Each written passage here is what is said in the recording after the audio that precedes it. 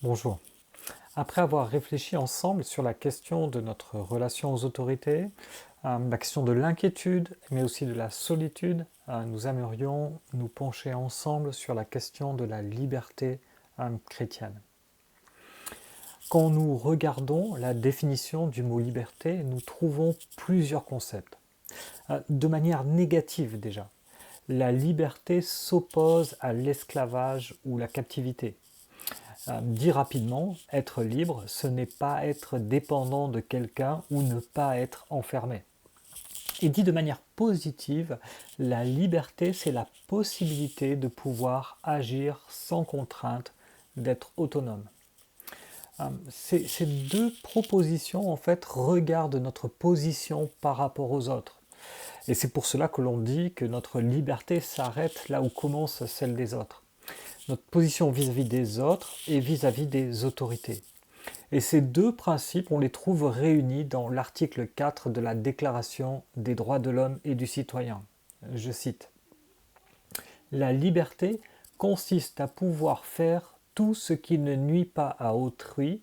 Ainsi, l'exercice des droits naturels de chaque homme n'a de borne que celle qui assure aux autres. La jouissance de ces mêmes droits, ces bornes peuvent être déterminées que par la loi. Seulement, cette définition, aussi pertinente puisse-t-elle être, elle ne fait aucune référence à Dieu, en fait. Elle parle des autres, elle parle de l'autorité que nous pouvons avoir, comme l'État, comme une entreprise, comme toutes sortes d'autorités, mais elle ne fait aucune référence à Dieu. Et lorsque nous entendons que être libre, c'est être autonome, en tant que chrétien, il y a un écho à cela. Être autonome, c'est la nature même du péché originel dans notre relation avec Dieu.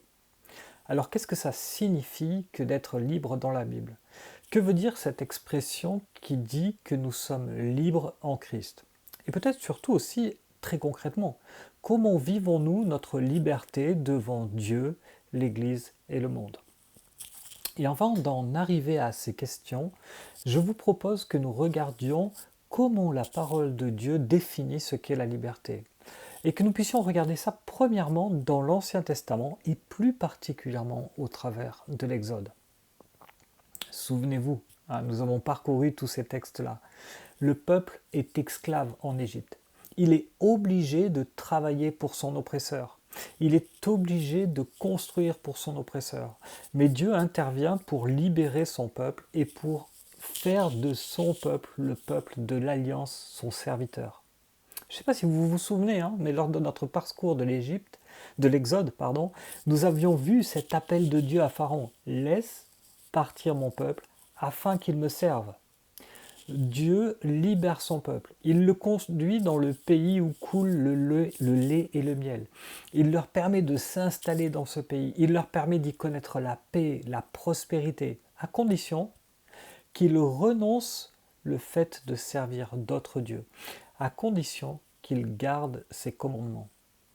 Ainsi, leur liberté n'est pas le résultat de leurs propres efforts, de leur victoire militaire ou de leur victoire politique, de la négociation qu'il aurait pu y avoir, mais de leur obéissance à Dieu.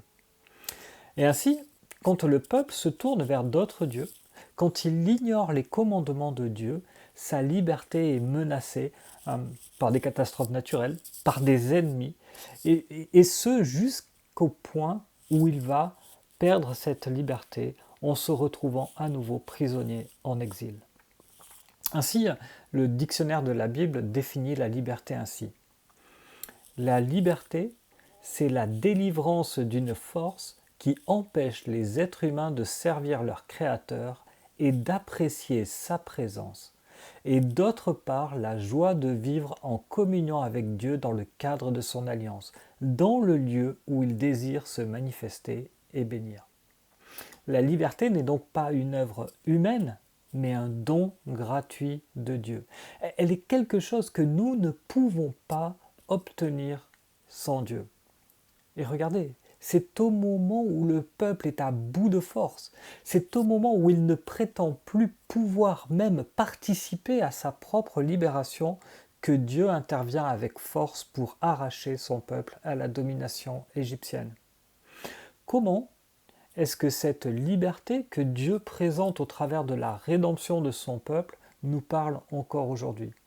Et je vous propose que l'on puisse y réfléchir en groupe de maison au travers de quelques questions. De quoi avons-nous été libérés? Comment pouvons-nous utiliser cette liberté vis-à-vis de Dieu, vis-à-vis de l'Église, vis-à-vis du monde? Et vers quoi cette nouvelle liberté nous conduit-elle? À très bientôt dans les groupes de maison.